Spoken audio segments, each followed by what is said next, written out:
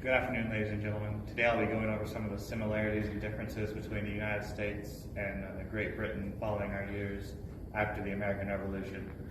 While we're obviously very different today in both our laws and the way we govern, even back then we had some of the similar goals, such as abolishment of slavery, women and their fight for improvements of their rights of themselves, and Great Britain's fight for a Bill of Rights. We'll start with the Bill of Rights. Following the American Revolution and a few years afterwards, Great Britain started to see what we had done with the Bill of Rights that guaranteed certain natural-born human rights that would be protected against any form of regulation or legislation.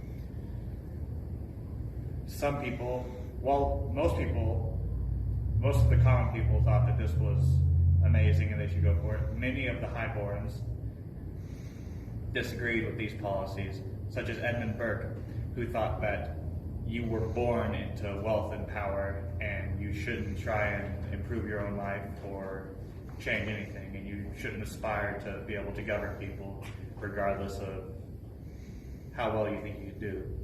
He thought that only royalty should rule over people and they shouldn't decide all laws and regulations. Obviously, most of the population disagreed with him. Tilley cited that many workers started rebelling against their masters and protesting that they deserved a Bill of Rights, protecting them from their current masters and any other laws they'd come up with.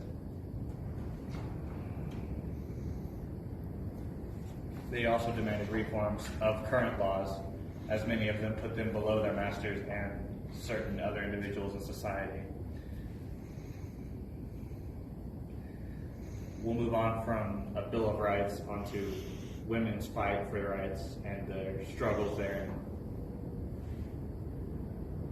Ben Griffin wrote a book about women's rights. It starts with a story about how a man named Andrew Stewart beat his wife. Well, they had a domestic abuse, but you can assume. Following it, she decided to sue for divorce, and even back then, thankfully, she was able to get her divorce. However, the court ruled that she would not get custody of her children, as they thought that all children needed a father in their lives, regardless of how good of a father he was or not. And they thought that leaving his children with him, he pleaded anyways, as did his doctor, that if he kept his children, he could learn to be a better husband and man.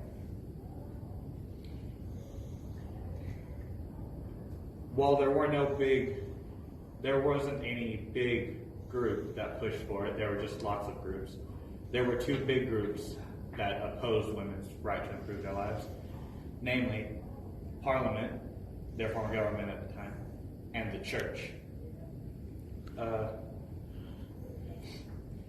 While Parliament was easy, it was men who thought that only men should rule and be in charge of everything. The church's reasoning for it was that they thought that the splitting up of families would cause ruination to their state.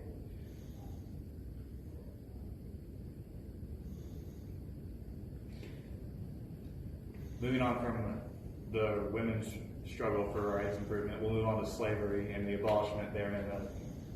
Richard Hussey wrote a book titled Freedom Burning, in which he describes the path that it took for slavery to be abolished. It started with Sir William Dolben, who created a law that technically regulated the slave trafficking.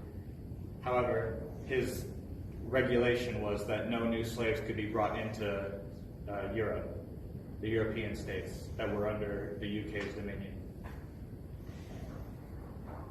While that was a good start, it wouldn't be until 1833, when Queen Victoria took the throne, that she would abolish all slavery. This did not set well with slave owners, and as recompense, the crown had to pay over £20 million out to slave owners to give them some form of recompense for the slavery trade being ended.